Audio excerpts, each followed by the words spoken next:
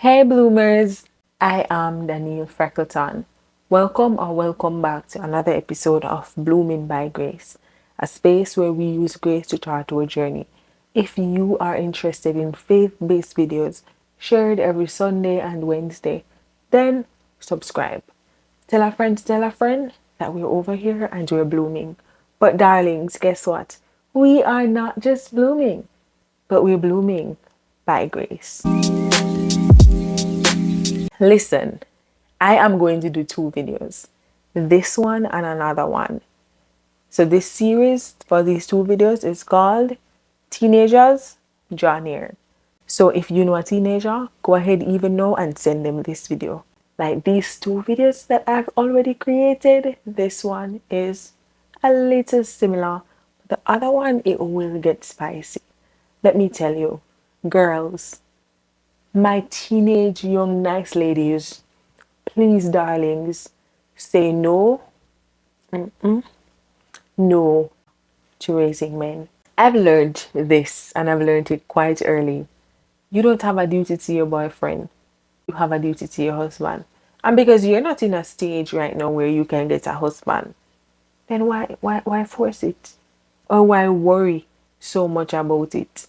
Because let me tell you, sometimes as teenagers, we take these things upon ourselves. And you know what happens? As we journey through life, they become baggages, and sometimes it's hard to shed them off. And so you have to think about you in the moment. And as you think about you and you think about what I've just said, set positive boundaries. Set some boundaries that will help you to become a better person. Or think about it. Think about it this way. How will this person benefit me? Or how is this person benefiting me? And if they're not benefiting you in spiritually, emotionally, mentally, educationally, or otherwise, don't be afraid to let them go. Let them go. I realized this thing where the enemy wanted me to believe that nobody else could love me the way somebody else is loving me currently. And I'm like, no, I'm looking back. I'm like, that was a life from the pit of hell. Because sometimes when the enemy wants us to be comfortable in a particular situation so that he can squeeze the life out of us, he helps us, he comforts us with some lies. And sometimes as teenagers, it's easy to believe that, okay, because I'm going to do this thing with this person because I just feel, it's just a feeling that he's going to be my future husband. And truth and in fact, like minority, that happens to big ups to all of those whom have been, gotten their high school boyfriends to be their husbands. But chances are it might not be you. And so don't make permanent lifetime decisions with a temporary person. Think about your no. And in thinking about your no, make God your main man. I'm just dropping the tips. I'm just dropping them. I hope you're picking them up. Make God your main man. Because in making God your main man, what will happen is that when He is in the center, everything else flows and it flows beautifully. And so He can form and mold your character into helping you to be a better person. I remember my first year in university, I was doing this particular class, and the teacher was just reminding us in the class that, look, none of you in here, not one, is fitted for a relationship at this particular time. I think I was about 17 or 18 because none of you, your frontal lobes are not fully developed. And as I thought about it, I'm like, this is wisdom. Like this man just dropped some gems.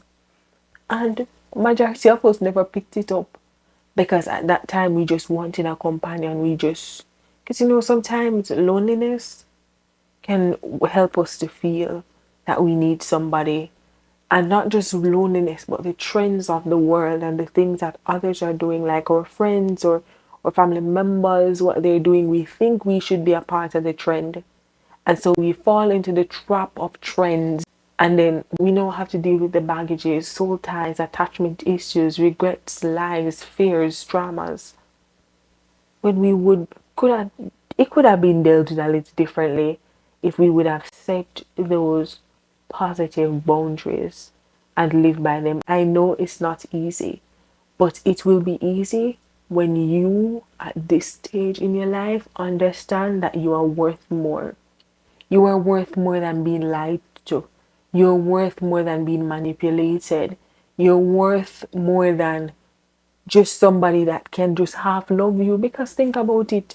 Sometimes, as I think about even some teenagers fighting over men and going through some trauma and something that they have gone through, if he cannot be loyal to his studies, how can you expect him to be loyal to you? There is no way, Jose. He is going to be loyal to you and he's not even loyal to his studies. The one thing that he's supposed to be loyal to in this particular age and time. So it is with you. If you, as a female, is not loyal to your studies, how can you expect to be loyal to a man? And so sometimes our focus shifts for varied reasons. Sometimes it might be because, of things happening at home, things happening in the family, things just happening. And because there's always something background why you just feel like you need somebody. I mean, if it's a case where you feel like you need somebody, then date. Understanding that in dating doesn't mean that you talk to one person and you fix yourself to this one person until Jesus come. No, what I've come to understand that dating means is that you go out to meet, like interact with different people. So the meaning behind that is that you're interacting with different people, but you're not getting into a compromising position where you start feeling as though you're obligated to this one person. It releases the pressures. It helps to maintain healthy boundaries so that you can build meaningful connections. And from building meaningful connections, then you can later choose if you desire as you grow older or in whatever sense. I mean, I'm not telling anybody how to live their journey. Just think about it. Think about where you are. Think about what is needed to fit in whatever area you're now standing.